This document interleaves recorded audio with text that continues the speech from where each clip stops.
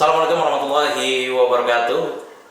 Kembali lagi di channel Ibnu Akil Media, yang mana kali ini kita nggak sendirian karena kita akan bincang-bincang. Kita akan kupas tuntas seputar, kali ini kita akan mengusung tema seputar pendidikan di Turki. Tapi sebelumnya kita mengucapkan terima kasih dulu kepada sponsor kita kali ini, yaitu dari Cafe Rumi Jakarta yang telah memberikan fasilitas, dan juga kepada Akdedis Institute yang akan menjadi bintang tamu kita kali ini. Oke, langsung saya, gimana kabarnya? Alhamdulillah, baik. Ya. Baik. Di sini ada Kang Toi yang biasa dipanggil Kang Toi, ada satu lagi Kang Rijal di sini ya. Ada belakangan ini mungkin ada kesibukan apa? Ya, Alhamdulillah sekarang kesibukannya ya sama seperti yang dilihat ya, kita masih bergerak di bidang Akdedis Institute ini. Ada ngajar bahasa Turki dan mempersiapkan siswa-siswi untuk kuliah ke Turki. Itu sih. Oke. Gitu. Langsung aja ya, karena kita ngomongin seputar pendidikan ke Turki di sini ya. Betul. Membahas seputar pendidikan di Turki, mungkin ada nggak sih cara-cara tertentu atau persyaratan-persyaratan regulasi tertentu untuk melanjutkan pendidikan ke Turki? Apalagi di masa pandemi seperti sekarang, yang katanya sekarang pendidikan ke Turki itu malah lebih murah, lebih terjangkau. Mungkin bisa dijelaskan dari Akdedis di sini. Ya, di masa pandemi kali ini, Turki itu salah satu negara yang open terhadap wisatawan dari asing, termasuk Indonesia. Jadi Turki tidak menutup dirinya, dan untuk masalah pendidikan, Turki itu sangat aware sekali dengan mahasiswa asing. Banyak beasiswa-beasiswa yang ditawarkan kepada mahasiswa asing. Bahkan kalau kita pengen kuliah secara mandiri pun dengan biaya sendiri itu bisa dikatakan sangat-sangat terjangkau gitu. Dengan biaya di masing-masing kampus yang bervariasi, tapi fasilitas di setiap kampusnya itu benar-benar nomor satu lah, nggak ada bedanya gitu. Jadi antara di kota dengan di desa, kampusnya itu fasilitasnya sama, tapi dengan harga yang berbeda gitu. Tapi sangat-sangat ekonomis. Karena kalau kita lihat sekarang mata uang Turki itu dibanding dengan rupiah itu sangat turun drastis dibanding 2-3 tahun belakangan. Jadi kalau kurang lebih sekarang sekitar 1.700 ya. 1.700 itu bisa kita kalikan saja, misal katakan untuk bayar kuliah satu semester itu 1.000 Turkish lira, itu kalau kita kalikan 1.700 hanya 1.700.000 kan, seperti itu. Jadi sangat-sangat terjangkau. Jadi salah satu keunggulan kita kuliah di Turki itu antara fasilitas universitas yang ada di kota sama yang di pedesaan mungkin ya. Betul. Itu sama aja. Sama ya. Rata sama. Fasilitas sama karena pemerintahnya meregulasi seperti itu. Jadi tidak ada perbedaan. Yang membedakan itu adalah lama dan baru. Nah, misalkan ada kampus lama seperti Istanbul University. Itu kampus lama 1453 sudah berdiri. Kemudian tidak jauh berbeda dengan kampus-kampus yang baru, ada di Ankara, ada yang di Bursa, dan itu fasilitas sama. Nah, jadi mereka itu hebatnya di Turki itu adalah saling bersaing, berani bersaing. Kalau di Indonesia kan mungkin kalau kampus-kampus yang sudah lama pasti dia ada di tingkat paling tinggi terus nggak pernah turun kan. Nah, itu di Turki enggak, saling dinamis. Pergeseran tingkatnya seperti itu. Ada persaingan yang sehat antara tiap-tiap universitas dengan universitas yang lain ya. Iya, betul. Tapi tadi pertanyaannya ada yang belum dijawab nih. Ada persyaratan atau regulasi tertentu nggak sih kalau semisal ada orang yang pengen kuliah di Turki atau melanjutkan pendidikan ke Turki? Contoh semisal ada orang yang ke Akdedis Institute nih. Ada orang ke Akdedis Institute, apa sih yang harus disiapin sama mungkin persyaratan-persyaratan, data-data apa aja sih yang harus dipersiapkan? Baik, untuk masalah persyaratannya sendiri, untuk bisa kuliah melanjutkan jenjang ke Universitas di Turki itu maksimal 3 tahun dari tahun sekarang ini. Misalkan katakan tahun kelulusan ini untuk yang SMA, itu misal sekarang tahun 2021, berarti 3 tahun belakang itu masih bisa untuk daftar ke universitas yang ada di Turki, seperti itu. Jadi 2001, 2020, 2019, nah itu masih bisa untuk mendaftarkan maksimal sampai segitu. Untuk persyaratan dokumennya sendiri nggak repot sebenarnya, kita paling hanya upload berkas-berkas yang dibutuhkan oleh kampus seperti kartu identitas di sini, lalu ijazah dan nilai terakhir. Itu semua nanti apabila berangkat melalui Akademius Institute, kita yang urus mulai dari penerjemahannya, legalisir ke kementerian dan ke notaris yang lainnya juga kita yang urus seperti itu. Jadi untuk ke Turki hanya tinggal ikut ini aja sih, alurnya aja gitu. Alurnya udah gampang sekarang, udah banyak diakses. Dan untuk ke Turki sendiri pun itu ada 4 jalur. Jalur beasiswa dan juga jalur mandiri. Nah, jalur beasiswa ini dibagi ke dalam 2 bagian. Beasiswa dari Kementerian Agama dan beasiswa dari pemerintah Turki. Nah, biasanya beasiswa untuk ke Turki itu dia buka di awal Januari atau sekitar bulan Januari lah, sekitar bulan Januari sampai Februari, itu beasiswa pemerintah Turki atau biasa disebutnya YTB. Yabancı apa panjangannya? YTB, Turkiye Bursları. Itu jadi itu salah satu ininya beasiswa untuk sana. Terus ada beasiswa dari Kementerian Agamanya khusus. Nah, untuk Kementerian Agamanya ini dia buka hanya untuk fakultas ilahiyat, itu fakultas keagamaan. Jadi fokus untuk agama itu ada jalur beasiswa khususnya sendiri melalui Kementerian Agama Turki. Nah, untuk jalur ininya sendiri, jalur mandirinya ada jalur ujian.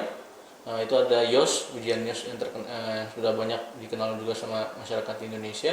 Lalu ada jalur non ujian, hanya kita cuma upload nilai terakhir kita udah selesai. Udah selesai. Udah selesai. Terus abis itu ngapain tuh kalau udah upload, kita tinggal nunggu pengumuman aja gitu. Nah, sekarang yang lagi masih buka itu adalah jalur berkas itu.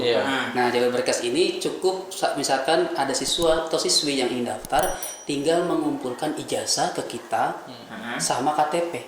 Sudah selesai. Nanti kita terjemahkan, baru kita upload. Dia pengen jurusannya apa, kita akan bantu sampai dia lulus. Seperti itu. Jadi nanti kalau misalkan siswa-siswi yang ingin kuliah tahun depan bisa siapkan untuk seperti yang dibilang beasiswa. Kalau misalkan beasiswa belum beruntung, jangan bersedih hati, ada lewat jalur mandiri. Nah, jalur mandiri ini bisa lewat ujian. Ujian ini berbayar pastinya. Cuma kalau misalkan jalur berkas itu free untuk pendaftaran ke sana, tapi nanti ada pembayaran penerjemahan. Nah, itu jadi mudah untuk masuk kuliah Turki. Dan biayanya seperti dibilang yang dari awal terjangkau, sangat terjangkau. Bahkan lebih terjangkau daripada universitas yang ada di Indonesia sendiri ya. Ya, betul.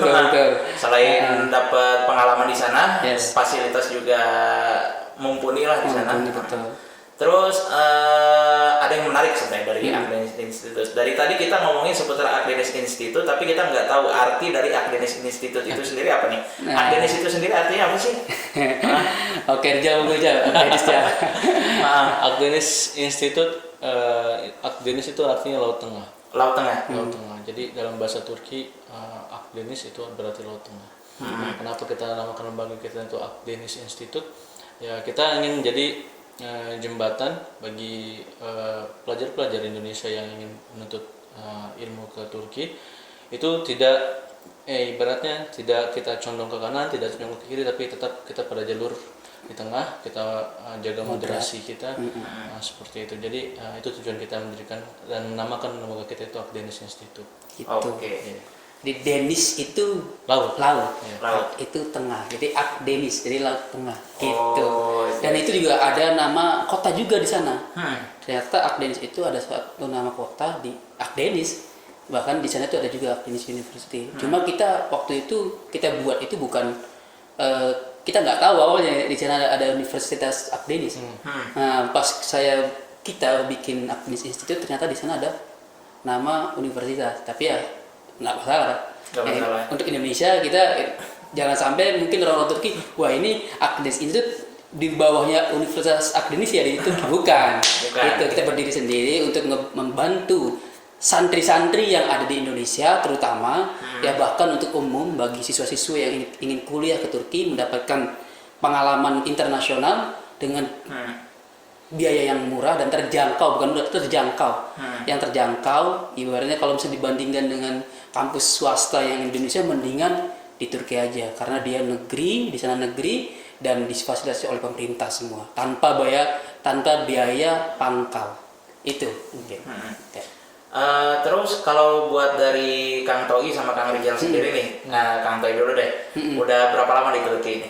Kalau saya di Turki 2 tahun. 2 tahun. 2 tahun di sana, tinggalnya di Manisa, kota Manisa. Kota Manisa itu deket kota Izmir. Nah, Izmir itu adalah salah satu kota yang terbesar ketiga di Turki.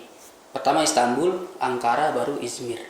Nah, ada yang mengatakan Izmir juga kota yang tersekuler karena di sana agak sedikit bebas pergaulannya. Cuma saya alhamdulillah di Manisa sedikit dunia santrinya kental gitu. Walaupun kalau misalnya sedikit-sedikit kalau lagi pusing ya jalan-jalan gitu ke Izmir gitu kan, main ke pantai. Nah, itulah untuk refreshing nggak masalah. Karena emang di Turki pasti siswa-siswi ini akan betah, akan dibuat manja terkait tempat dan wisatanya gitu. Cuma jangan sampai nanti siswa-siswi ketika sampai sana tergoda dengan hal-hal yang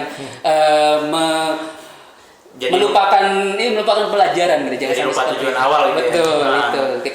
Insya Allah kita akan bimbing untuk dia itu gaulnya seperti apa, kita akan arahkan gitu. Tadi kan Kang Toi di sana udah 2 tahun. Kalau Kang Rijal? Saya 3 tahun di sana. 3 tahun di sana. Kerja.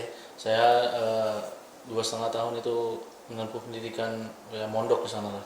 Sama juga mondok di sana. Terus sempat sekitar 3 bulan saya merasakan bagaimana mencari spesial rupiah. Nggak pakai rupiah. Dari jual. Ya sempat ngerasain bagaimana dunia kerja di sana juga. Ya alhamdulillah itu pengalaman saya selama ini. Saya 1 tahun pertama itu saya di Sakarya. Sakarya itu kurang lebih kalau dari Istanbul sekitar 2 jam perjalanan darat. Itu kota paling dekat dari Istanbul. Itu saya 1 tahun di situ, lalu saya pindah ke Istanbul sampai sisanya lah. Jadi sekitar 2 tahunan saya di Istanbul. Ya pokoknya bisa dikatakan gang-gangnya udah paham. Nah, sebagai orang yang dua-duanya ini pernah di Turki ya, boleh nggak ini saya tantang sesuatu nih? Ya, boleh. Coba ini dua-duanya ngomong pakai bahasa Turki. Bisa nggak? Masih hafal kan? Bisa, insya Allah. Coba dua-duanya ngomong pakai bahasa Turki, bahasa kayak saling sapa aja, kayak gimana tuh? Oh gitu. Ini. Kalau kita ngobrol gitu. Iya. Merhaba hocam. Merhaba. Nasılsın, iyi misin? Sen sonra. Elhamdülillah ben de iyiyim ya. Şimdi ne yapıyorsun? Şimdi biz burada konuşuyoruz yani. Kimle? O kim? Bu. Güzel bir yer aja bu. Oh, tamam. Aduh. Nggak kuat. Nggak kuat. Gak kuat kenapa?